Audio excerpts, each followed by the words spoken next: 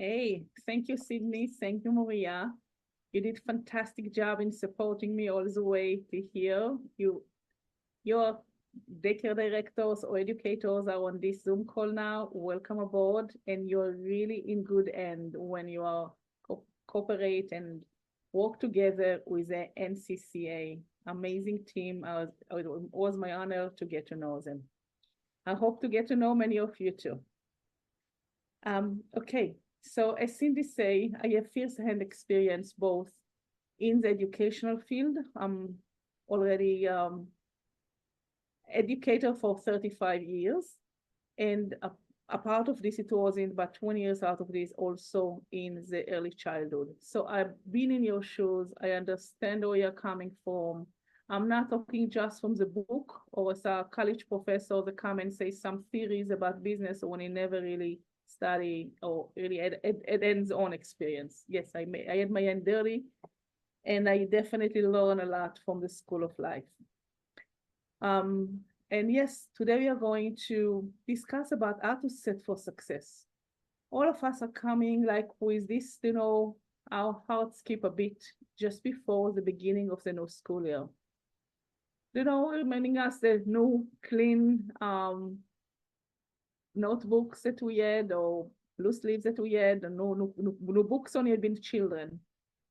Our teachers and our staff members, just let me know, please. Any of the people on the call in here now are not directors, but teachers. I just want to know how to direct the message today. Can anyone let me know in a chat or in any way if you have also teachers here? Okay, but all of us definitely very, very excited about the concept of a new beginning. It's come together with kids that are coming, children who are coming, hesitate about the new place, excited. The teachers are trying to make the classroom look beautiful, and a new beginning in the heart. One of the things that everybody is daring, like in the back of their mind, and say, "Oh my, I'm wondering who is going to be this child. They're going to bring like some excitement to my classroom." The excitement sometimes going to be amazing one, and sometimes we need to create it to become amazing. So we're going today, in our short presentation today, we are going to touch up upon three different parts. One part, it will be how to set the physical environment in the classroom for success. I used to say that a lot of issues we could solve with a little bit of money or some technical aspects. After we'll discuss a little bit about scheduling for success, our special routine, and how to schedule with the teachers the routine for the day so they'll be successful. And the last but not least, we are going to get a little bit of a taste about how to engage the spirited kids in the classroom. They should not have to attend constantly the office of the director to solve the issue of the teachers. If we will engage with them right away from the start and give the teachers afterwards the correct training how to deal with it, you could save yourself hundreds and hundreds of hours of dealing yourself with a job that really meant for the teachers. Okay, as we begin now, I like to ask, each one of you to share with us your wins. Which success from the last school year are you proud of? Please post it in a chat. Any success, it could be big or small. Could be it's something like you managed to train a teacher in a good way. It could be you got some great funding for your place. It could be you learn how to deal with difficult parent. It could be you brought a new curriculum, it was successful. It could be just that you remember a great day to the breakthrough how to reach out to a spirited kid. Anything, big or small, could go in. Please post it in the chat. And Maria, if you'd be kind enough to read for us a few of them. Of course. Thank you.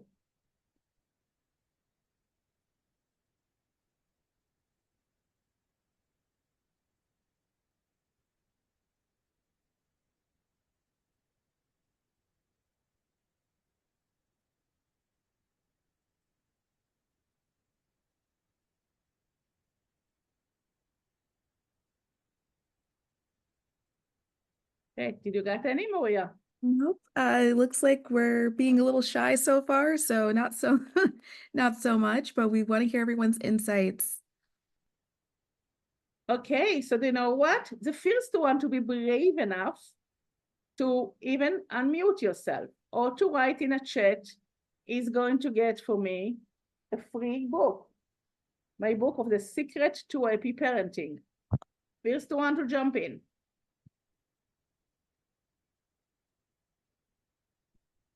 Anyone? Nope. I see the numbers in the We have chat. we have a question, but we don't have an answer. Sure, yes. The question is, what strategies can be employed to ensure that all students have access to the necessary resources and materials? Okay. This is a question that probably Cindy will be better equipped than me to answer you. Okay. But it's something, if you want one-on-one with me about this in the end, we could talk about this. But Perfect. probably Cindy or Maria will be better equipped than me to answer it. All right, Yes. we'll hold on to that until the end. Sure. Thank you. Excellent. Good. Okay, so no successes? Come on, girls. You had a great year last year. Something was good, though. I think Okay, so let's do it a different way. we'll move on. Yeah. No one? Okay, perfect. No problem. Good. Okay, let's move let's hear from you really what you want to hear more about this upcoming school year. We are going to have more trainings, both possibility with NCCA. Some of those I could come and train in your facility. Some of them maybe you could do write-ups about this or give you retraining that you could train your team with it. Tell us, please, which topic do you interested in most to hear about? You don't have to put your name, just click the number on this. You prefer more to get about how to manage staff challenges, more about how to communicate with difficult parents, how to train the teacher to handle spirited children, or how to creating welcoming program environment. And the last but not least, how to increase your enrollment. Do you still have any empty slots for this coming school year and you want to increase enrollment?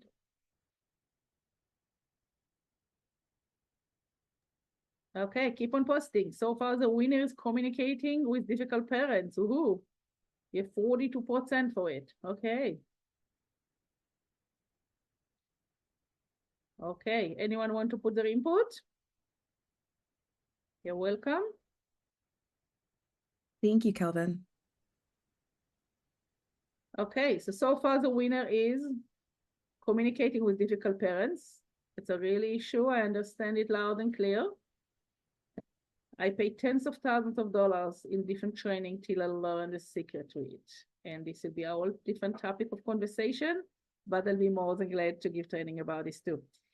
Yeah, and afterwards, the next winner is they are to train teachers to handle spirited children. And it is a great choice because you will not have to do it yourself. Yeah, and the next one to create welcome program environment. Perfect, good. So we'll focus on this too today. And about dealing with difficult parents, this is something, it's a great thing in mind to keep for us for the future. Thank you for your input. Anyone else who want to put the input, you're welcome to put it later. Okay, Maria will move on. I'm closing. Can you close, please? Minimize the poll, please. Oh, I thought it was gone. It should be gone. Thank you. That's great. I love the results. Yeah. Real life polling. Thank you for setting it up. It should be gone by now. Okay, great. Okay, before we are moving on to discuss about any one of our 3 specific topics, let's first set up the understanding what is really the spirited child. Any one of you visualize in your mind, this child spent the most hours in your office last year, or somebody that that the teacher cannot handle in a room, or anyone with it at home, like me. This kid, they wake up at 5 a.m. and before you have a chance to roll out of your bed, already the entire kitchen is upside down. So please, anyone want to post in a chat what they view as our spirited child?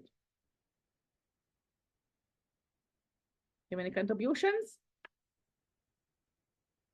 Okay, I found out from my experience, both as working with hundreds and hundreds of children and as mother to 5 spirited kids, and as someone who trained many, many educators from and around the world to deal with spirited kids, is the key traits are usually we find in them is a high energy, they're very strong willed, they know exactly what they want and they will get it. They're very intense. All their emotions and everything else, it's come out in a much higher intensity. And it's important to understand it because if we want to compliment these kids or build them up, just to tell them, oh, you're a good boy or you're a good girl or great job will not work for them. So it does not even touch the surface of their skin. They are like so intense that they need something else in order to understand they did a good job. And from other end, they could be very, very sensitive, which I'm talking sensitive. It could be more like a sensory issue, and it could be sensitivity regarding their emotions. Or the emotional regulation could be our issue with them. But some of them show you from outside, they have like an elephant skin, but inside it could feel very much hurt.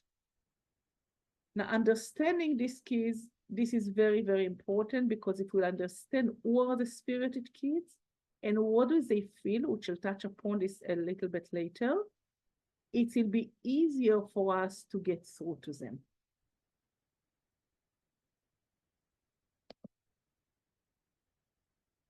Okay, let's talk first about our part one, about how to set the stage, how to set a physical environment. It seemed like it was the second chosen part in your poll before, in our poll before after that, how to deal with difficult parents.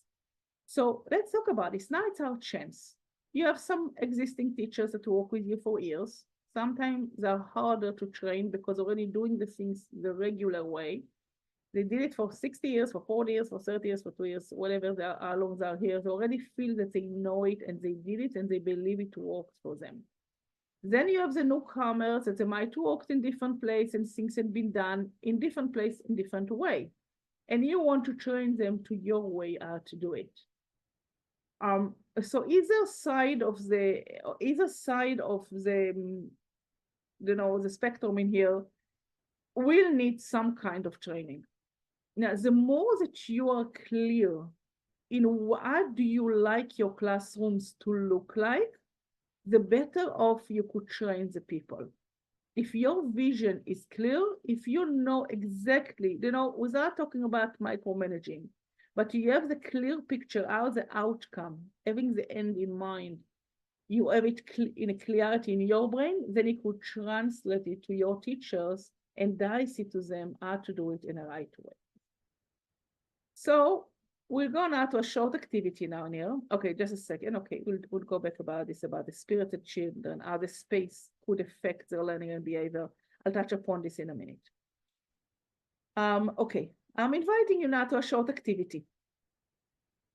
Please, if you're driving, don't do it, obviously, but if you're in a safe place, please do close your eyes for a minute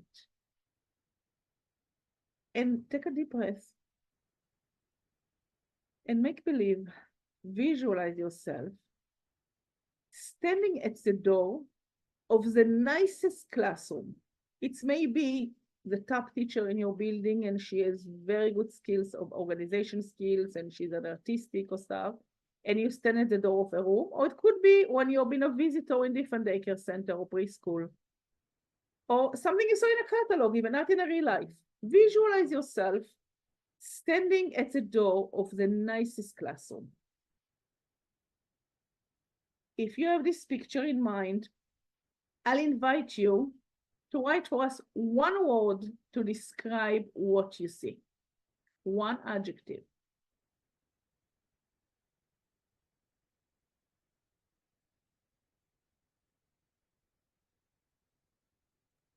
It looks Any like we have volunteers? wonderful or amazing as descriptors. Yes, please read to me. Yes, I did not see it. Yeah. What did it say? Wonderful, amazing, creative. Mm-hmm. Great. The feeling is wonderful, amazing, creative. Yes, it's giving us very welcoming and very warm feeling when you're standing there. We want sometimes when you're standing in the door of this classroom, it's almost like to shrink and to sit at the chair of the child, or to sit on a rug and play, the blocks or whatever other activity the teacher is offering there. So yeah, it's definitely very inviting. We do have a question in the chat, Rachel, and maybe you'll discuss it later. We have, how can parents balance the need for discipline while respecting the spirited child's strong-willed nature? It's amazing. We'll take a little about this in part number 3 for this conversation. And if you not get the answer for this, I'll be glad to answer it all the way at the end. Awesome. Fantastic. Yes, it's an excellent question. Let's hold on this. Yes, perfect. Okay, let's talk now about the setting of the classroom itself. So try to, when you stand in a classroom there, let's try to break down which part in a classroom they make it to be so amazing and so wonderful. Anyone could give us any more specifics? What makes the classroom look so beautiful? Please put it in a chat.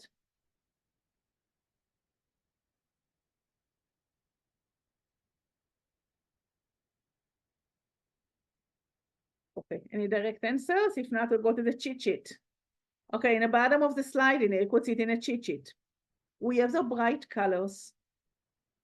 The room is inviting. It's like the displays are very, very sharp. I think that one of the major issues in the classrooms, and we'll talk about this in a minute, how to train the teachers about this, is that the displays on the walls are very poor. It's not their fault. I say, to become a preschool teacher, you don't need to be an artist. You need to know how to draw a heart, a smiley face, and stick figures. With this, you could become a fantastic teacher in a preschool. You don't need more than this. But the walls in your classroom speak volumes. And if you do not have beautiful, sharp decoration on the wall, the environment look like messy. And you are leaving money on the table. When parents are coming to the place to see your place, prospective clients, the tour afterward look very poor. So it's not the fault of the teachers, but the bright displays organized in organized way, it's very, very crucial for the eye of the person who comes to the room. Okay, another thing that we see in a good classroom, well designed classroom, is that it's very organized and we have a very defined areas. We have different zones for different activities, not just one big mush like in one area the kids could just run around the classroom and do nothing.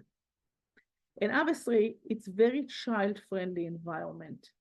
It's things that are dangerous or things that not belong to the kids are not at the outreach of the kids, which is very, very crucial. For mother and everything is very, please touch me in the classroom, whatever the level they could reach. And now if we close our eyes or look at the picture in here or whatever it is, you're welcome to close your eyes again and visualize a classroom that you are not so happy with. A teacher that cannot put a act together, or you have a child in a classroom that is very spirited and tear apart everything, or take buckets of toy and just throw them all over and it's very hard to clean up afterward, or whatever the reason is. Unfortunately, some classrooms look very, very messy. Okay, so let's talk about a few aspects. How can we make it to become, to set your classroom for success? You're now, I don't know if you started the school year, you're going to start in a week. You know, here in Florida, some schools are starting today. In New Jersey, they'll start only about a week and a half after Labor Day. It depends when what. So if you still have the chance to do it before the school began, this is the best. If not, I'll invite you to talk to each teacher separately or make some training for your staff and explain them clearly how to turn this disaster into a beautiful, inviting classroom. It will be good for your enrollment. It will be good for the children who are coming to the place. And it will be fantastic for the spirited kids. For spirited kids, as we'll talk about it soon, they could have a lot of issues with special areas, orientation in space. They could bump into things. They don't know what is the area define themselves, how much space their body take in the universe, what I'm doing with my body in here. Where is really the area I'm supposed to be in now? And this kind of, I mean, not all of them, but some of them. And this is by having a very, very defined area. And it's marked clearly where is the center that you want the kids to be in. If you have a center style classroom, or if you have different style, Montessori style, or anything else, you have different way to define the areas. You want the areas to be very, very clear where the zone begin and where the zone end. I did have teachers that thought, okay, in my mind, here it's supposed to finish in here the black area. But they did not put the black cabinets, or it's called like, they did not put them, the shelving for the blacks exactly in the way they could define the area. So the kids did not know where it's begin and where it's end. So they took the blacks also to the kitchen area and also to the art area. And then in the art center, they color on the blacks. And then it was much harder even to clean it. So you want to have the zones of each section of your classroom literally marked.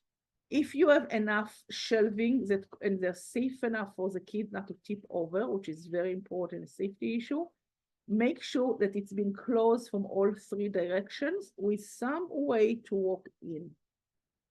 So, I mean, from all four, I mean, let's assume it's against the wall. If you have a center that you do not have for this, like enough shelving to block it with it, take a colorful masking tape and tape it to the floor. The kids will know only inside this red area, I could play with my kitchen supplies. I'm not taking my kitchen toys into the different area. Rug could help also to define the area. Only on the rug we are playing with these blocks.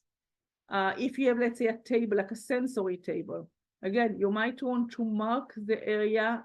How far can I take my stuff that I have into the sensory table? It does not have to be sand. It could be leaves, and it could be rice, and it could be beans. It could be anything else, but you do not want it scattered all around the classroom. I, for example, used to put underneath the rug, underneath the sensory place, the sensory tables, I used to put like a plastic rug, similar to what you buy like in Staples or Home Depot for offices. I found it to be less slippery, and the kids know to define, I'm playing only, the table is here and I'm playing only on this area. Also, the cleanup was much easier afterward. The next point that you want, so first thing, you design your classroom where every area going to be. It has to be very clearly marked. The next thing is to be very neat. Every item needs a home. You need to designate it. And guess what? Top of cubbies are not considered home. This is a homeless place. I used to have in my daycare stunning windows on like a circle windows in that would be able visibility between the hallway to the classroom. The problem was that we put the children cubbies just against that wall below these windows. And teachers, when they need to put something out of the reach of the children, they used to dump it on this shelf. And this was disaster because it's exactly the area where prospective clients or parents who are coming to see the children with the open door policy, this is the first thing they saw is a teacher mess. Teacher does not think about it, but she thinks the eye level of the kids. And it's true. We should think the eye level of the children when we designate areas for everything. However, anything that belongs to the teacher should be out of the reach of the children in a safe place, but please put it out of the eyesight of the visitors who come to the classroom. The other thing to take into consideration is the accessibility. Not every teacher have in her brain the ability to think, okay, I do need these diapers or these fresh wipes or these cups near the changing table. And I did find sometimes teachers storing, that is, the children diapers in the cubbies of the children And every time they get to go near the bathroom to change the children, they had to travel with the bins or with the diapers to the other side of the classrooms. So sometimes, yes, the teachers will need your direction in ability. Think, where are you going to use it? Make sure it's near it. You need some sink. If you have a sink in your classroom, you need to wash a kid's hands. Make sure you set up your art center next to the sink because the kids are going to use messy materials. They want to wash their hands there. If you, anything that you need, if you need any scissors for the teachers when you're doing like any cutting with the children and you need to do something with them, make sure it's stored above the area the kids cannot reach it, but you want to put it near the area where you might need it. The next part is labeling.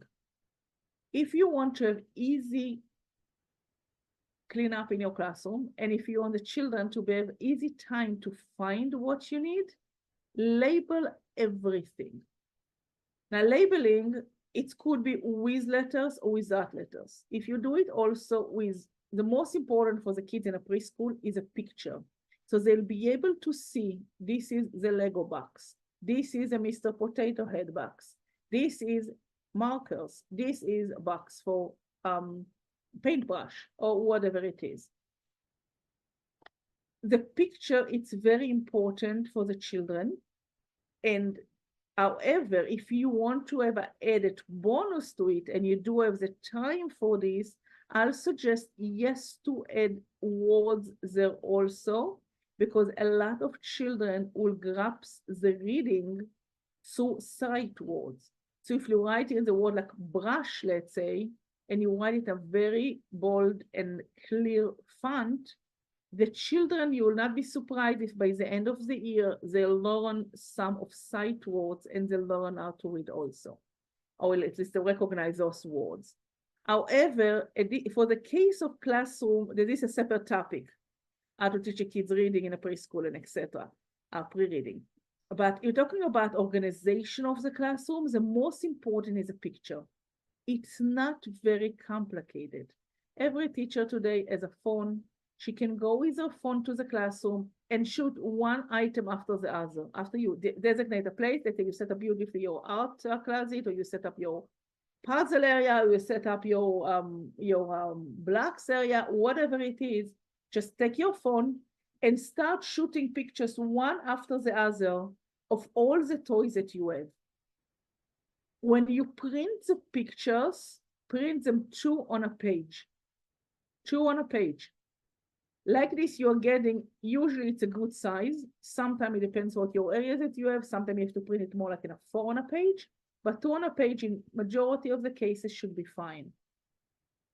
You will need both copies because you want both print of the pictures, because you want to put one picture on the storage bin where you put it in a box, in a container, in something where you put the actual Legos or the actual paintbrushes or the actual whatever you put there.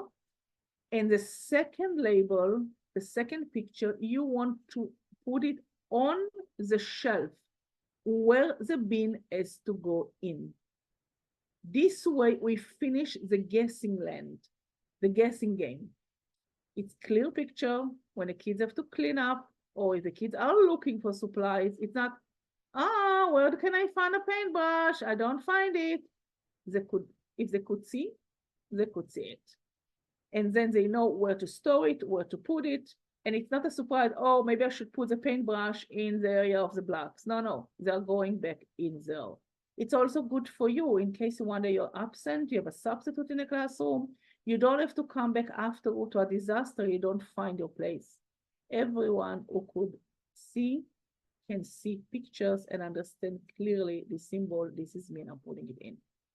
Now, I recommend you very, very highly to use pictures, not just symbols. I know they're selling online many options of different symbols, like scissors, a symbol of a scissor, and paintbrush. It could be look more sharp and neat a little bit. However, not always kids could translate this icon into this is scissors. When I see a picture of a bunch of scissors or one scissor, they know this is a scissors that we have in our classrooms, they know how to translate. translating icons into real visual pieces, this can be a little bit difficult to some children. The next thing is, make sure the classroom is well decorated. It's very eye-catching decor. Remember again, this is what the first things that people see when they walk into your classroom. And I'll give you a short training now how to decorate the classroom in the best way it's possible. Tips to creating eye-catching well decor. What makes a decor great? What you see now in a picture in here on the slide, this is actually a real classroom decor that we are selling on our website, unstuckablemovement.com. This is stunning. It looks eye-catching. And if you have any room for every single child in a classroom to hang up his or her artwork. You see a square in there? It's come in different sizes, so you are able to choose. If you have in your classroom only 12 kids, great, choose a smaller size. If you have in your classroom 20 children, then it depends on the ratio that you have in your room size and etc. You could buy something that you have 20 spots there. So every child know, this is my place and I could hang up my place in here. So even if what the kids are making is look a little bit messy or a little bit childish or a little bit, yes, they have the personal area in the classroom. They feel like $1 million about this. They're proud of it. They keep on hanging it up on it afterward. But because of the background is so sharp and inviting, anyone who comes to the classroom almost like all the breath. Oh my, this is really beautiful. Now, can you identify what makes this artwork, this bulletin board, or this decor, make it look so eye-catching like? You can post it in a chat. Definitely the colors. The colors, right, are very bold, right? Exactly. What else?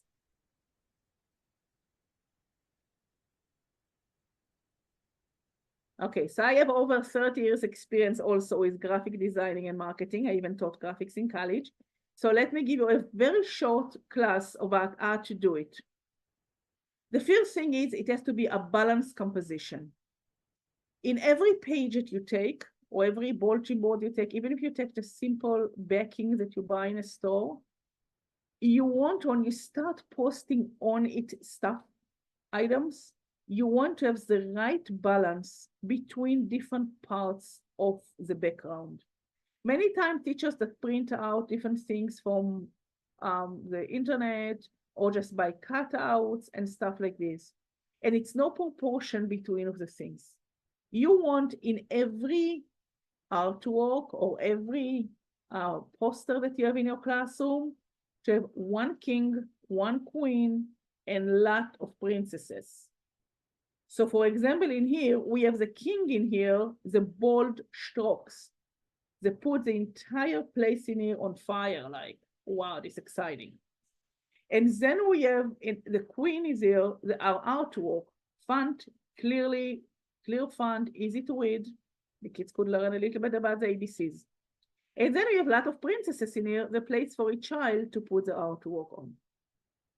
The colors of you made, readable font, space for kids' artwork, and another aspect of this, the teachers could add on this. If you want interactive bulletin board, that the teachers could interact with the children and they can add on top of this more learning parts for learning, it's called icons or symbolize or things the kids could play with or to interact with the kids during circle time.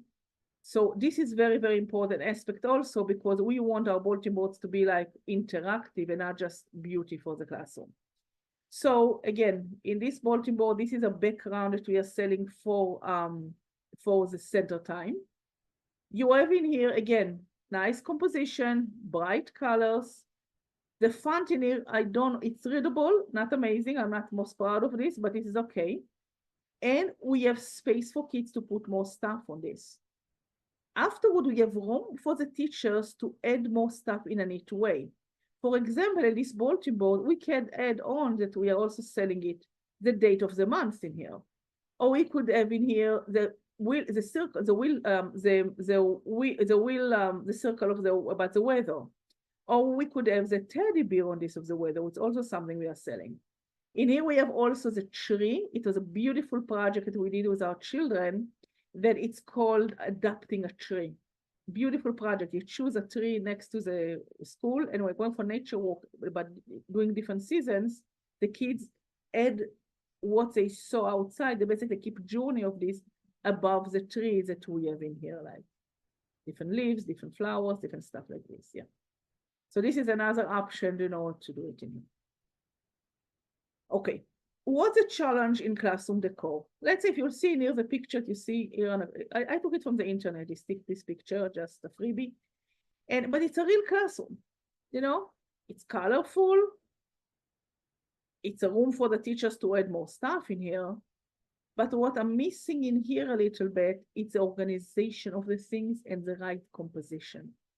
This classroom look like a mess for the person who walks in. So even if we have cubbies in here and the things are stuck neatly stacked, when you look around the walls, you don't know what hits you. This could be challenging for any guest and definitely could be very challenging for a spirited kids that does have too much sensory integration and does not know what's hitting. Sometimes solving the issue with a simple, good quality bulletin board or more labeled on the boxes would help this child to feel more grounded. Anything you could solve with technical things, it's cheap and it's good for you. It's the easiest way out. Okay, the challenge in classroom decor, it's usually like this. Not all teachers are artistic. As we mentioned, not every good teacher has to be an artist. We have limited quality of cutout options, that is a position, cutout options, cutout options, not all, you look online, not too many options to buy out from, and it's very, very time consuming to create. I also found out, you know, that sometimes teachers, especially the ones that want to impress the parents or want to impress the director, they're spending countless hours to decorate the classrooms. And many, many times it will be an expense of joining training. I cannot go now to the training. I cannot plan out my classes yet because my classroom is not decorated yet. Or I did not call to introduce myself to all the new parents because I did not finish to do all the cutouts and paste them on the wall in here. I heard about a teacher, you know, someone directing, a friend of mine that she consulting to different schools. She told me that she had a teacher that last year, she told her she cannot come for training because she was too busy decorating her classroom. 6 months later, she quitted her job because she could not handle the spirited kids in the classroom. So if you have a choice, if you could, I know that usually is a contract for the teachers. It's their job to decorate the classrooms. But if you want really to set them for success, I recommend you very highly, it's the cheapest option for you, it's to get them ready-made decoration. The worst part is that after the teachers work so hard, spirited kids could destroy it in a minute. They just come, they pull it out, they tear it apart, this beautiful decoration the teacher did. It took us 15 years to figure out what will be the best way to have the material that is never going to be broken. And we found out a very steady material that we print our decorations on. They're very cheerful. This is another art center option, come in different sizes for different boxes, the different size of the classrooms. And again, it's cheerful, it's effortless, 10 minutes to hang it up and send your teachers for the training or to interact with parents or to put pictures on the toys that the kids will know how to set it up later. It's also very durable. I don't want to commit how long it will stay in your place, but in my place, it's something stayed for over 3 to 5 years also. So you don't have to do it every year over and over again. Okay, this is the $1 million questionnaire to how to evaluate the decoration or the setup of the teacher's classroom. If you'll be interested, let us know and we'll send you this slide over so you will be able to use it with your teachers and you could inspect every classroom afterward if it's really check all the 7 areas that you want to check. So when you go with your teacher to the classroom, you give her this card and you ask her these 7 questions. What is the first thing that you notice when you stand at the door? Now, I recommend you to stand at the door in two different heights. One height as adult. This is the way your inspector will see the classroom. This is the way the adults who are coming, parents will come to see the classroom, or any prospective clients. Then I recommend you to bend down to the child height, like stand on your knees, a child height. What does a child see in the classroom? Does he see just the legs of the table? Does he see any decoration in his eye level? Does he see the pictures, beautiful pictures on each bin in the closet?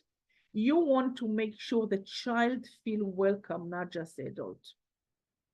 Second question, is the well decor is cheerful, durable, interactive or not? Colors, composition, can it stay long even if a spirited kids come to the classroom?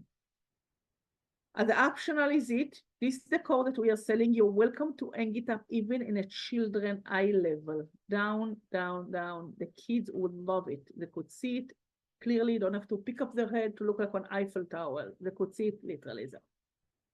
Okay, the other question is to ask, which area or center is closest to the door? If you put next to the door, let's say, for example, the dramatic play area, or the kitchen area that you have a lot of pieces there, any person who come to the room going to trip on some kind of toys. Make sure to put next to the door something very, very defined that the pieces will not fly to the door when somebody is coming in. I personally found it to be very useful to put one cubby like right after the door facing the rug afterward, meaning it's showing his back to the door. And then you could put some decoration on the back of the cubby. They're also like a welcome sign or something like this. This usually block and stop anything in activity being next to it, not to overspill all the toys into the room, into the door area. Question number 4. Are noisy areas separate from quiet zones? If you have, for example, a library center and the kids are going there more to relax, you want to put it as farther as possible in a classroom from something like dramatic play, or if you have musical center or stuff like this. Question number 5, are different areas clearly defined with boundaries and labels? Again, boundaries could be a cubby that's stopping it, a shelving is stopping it, and again, we make sure it's not tippable. It cannot be tipped over. It's very dangerous, especially if you have a spirited kid in your room. A rug area could define it, and if not, a masking tape could define it also. Question number 6, are all toys and supplies are clearly labeled, both on the bin and on the shelf? And last but not least, which this could make a tipping point in your classroom, we need a designated area out of the side spot for the teacher's supplies. You don't want to put it on the top of the cubbies, below the windows, when everybody can see it. I also recommend you to have one box, it's called a dump bin, like a place where the teachers can, when they're in a rush, they don't have time to put this one missing puzzle I just found now because it's just about to start a circle time. You want them to have a neat place to put like a dumping area, like a small bin, or the teacher, she had like a gorgeous decorated bag hanging up on the wall in a class out of the reach of the kids. And she dumping there every time, any piece that she found for missing toy or something like that to be dumped while she's too busy to really put it in an appropriate place. And then by the end of each day or by the end of the week, you empty it out and making sure that it goes to the appropriate home. Okay, sensory consideration. Many of the kids who are spirited has also sensory issues. Again, the word sensory, it's a very big concept. I'll not go in depth about everything now, but because I have several kids with sensory issues and we went through a lot with them, I understand the sensory kids in a beautiful way today. So what is very important with them is to understand first, what is a sensory child perspective?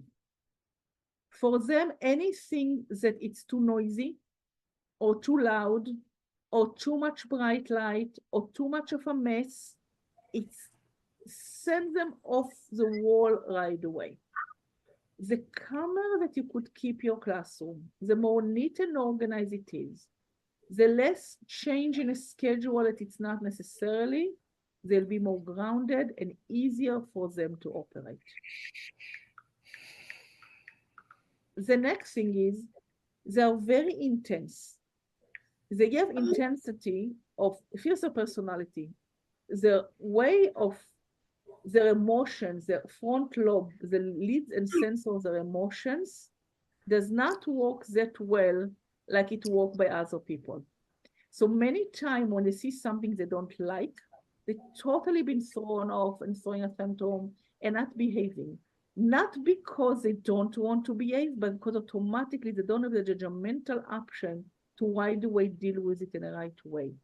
Your job as a director, as a teacher, hopefully you'll be trained to do it, is to mediate the world to them. The more we explain them in advance about any changes, the more we direct them about be a mediator between them and the world, which are all different topics how to do it. But the bottom line is they could be very intense in some or all 5 of the senses. Some of these kind of kids, if you touch them, they feel like you slap them. Some kids, if they see some kind of light, they feel like they're blind. If they hear like something like fall on the floor, they could hear like it's a bomb, explode in the room.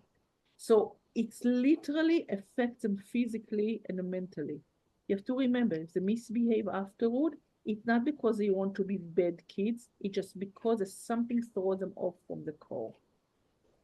The other aspect is, which we touched a little bit about, is they have many of them have issues with orientation in time or orientation in space. They don't know how much their body take in the universe. They could bump into furnitures. They could, they need very, very defined things to let them and explain them as the world walk around them. There's something about time. They want to keep on playing with the same thing over and over and over. They don't understand it's time to stop and to move on to the next activity.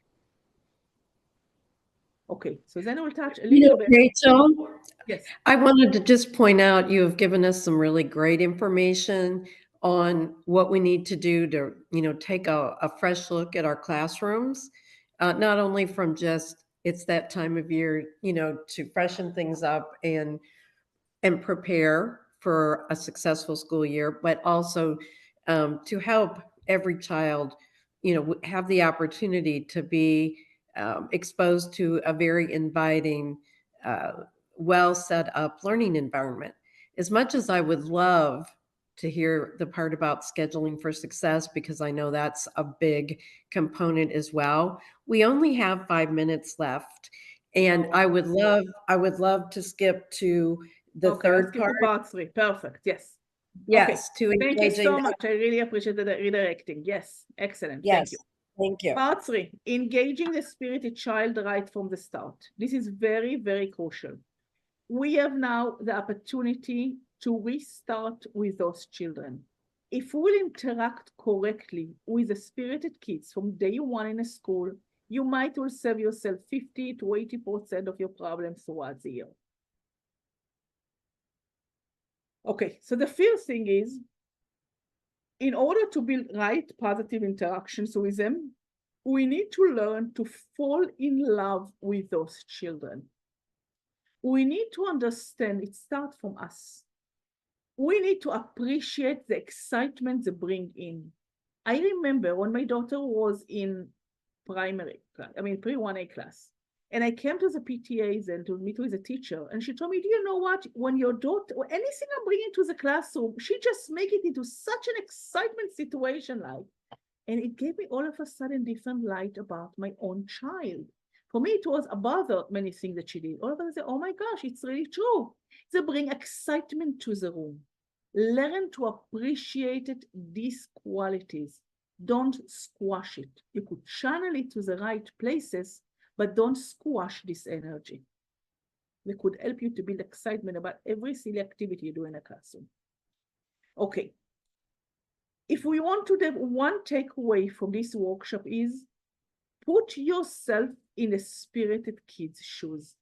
So that us educators could understand what the spirited kids going through and aim to stand in their point of view and understands their life will be able to give them and develop them in a much better way. So the first thing is to acknowledge their present. You don't have to give them a million compliments, but don't ignore them. As soon as they feel that they are like a furniture of the in a classroom, they are going to act out because they want to make sure that you saw them. So I recommend you, when the child walk into the classroom, before he had a chance even to take off his briefcase, before he had a chance to say hello, you are going to greet him with the biggest hello it's possible and try to notice something about him, his hair, hairband, her beautiful briefcase, I don't care what, that his shirt is still clean. I don't, because he usually mess it up when they eat breakfast at home.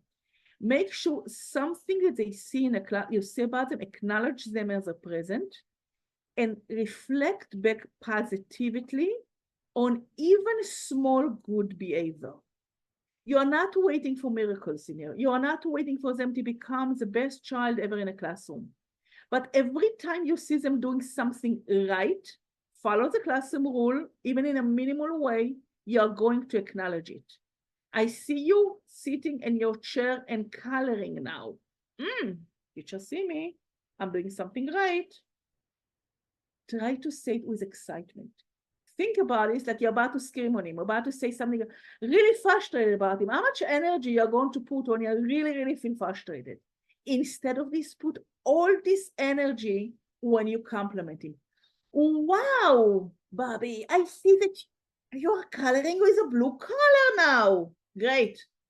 Even if he did not color in the line, even if he colored different coloring paper instead of the coloring sheet that you gave him to work on, you're just seeing the positive. You are choosing to see the full cup versus the empty cup.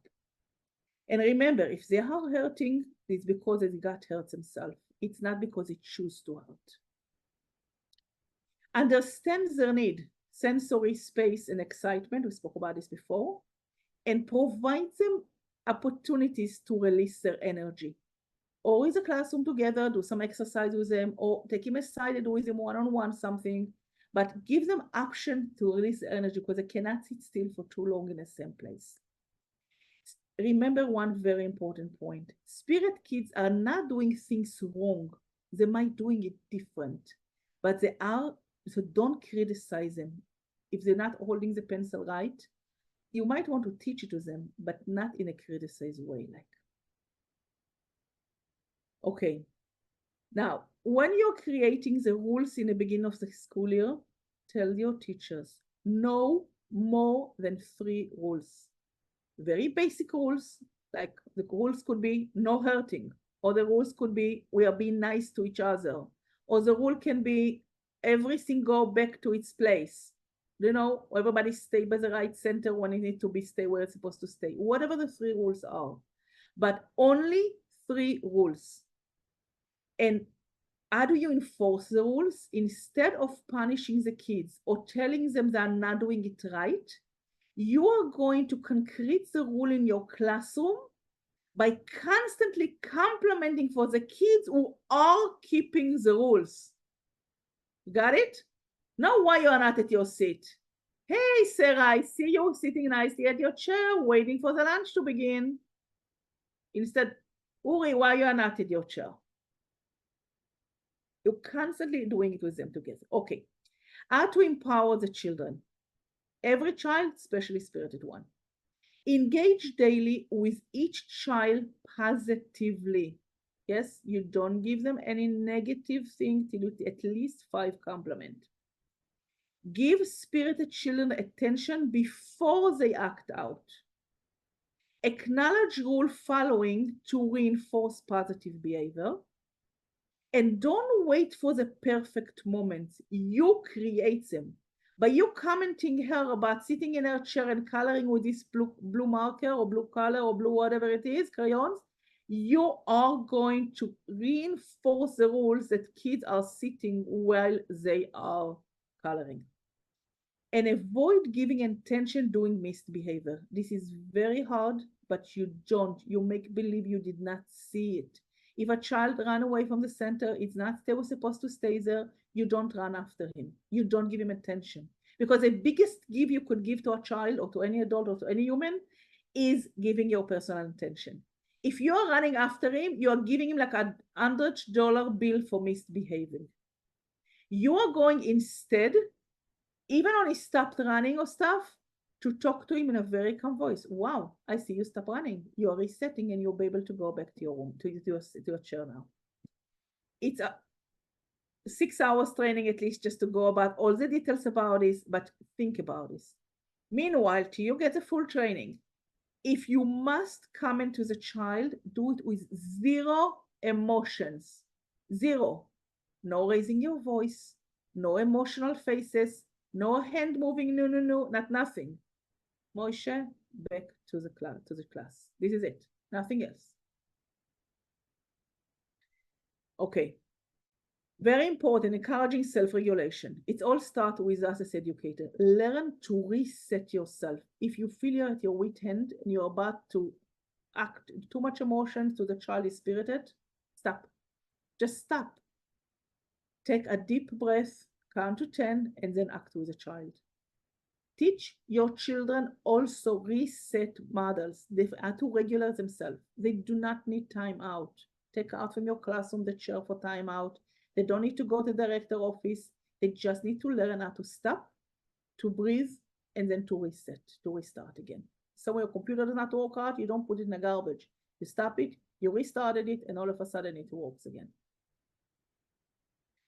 Okay, in conclusion, your classroom appearance is your best PR.